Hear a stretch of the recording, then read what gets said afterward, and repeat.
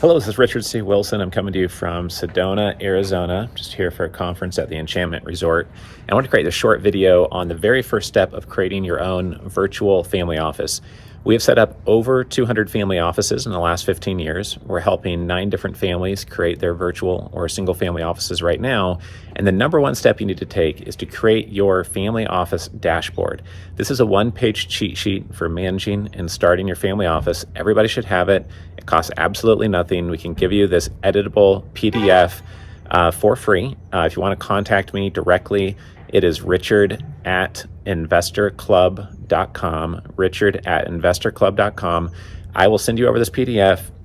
You complete the fields in it. You won't be able to complete all of the fields on this one-page kind of cheat sheet for managing your new family office. And those empty blank fields will give you hints at what you need to work on next. We can help you fill in those blanks. We don't charge anything for helping set up your family office.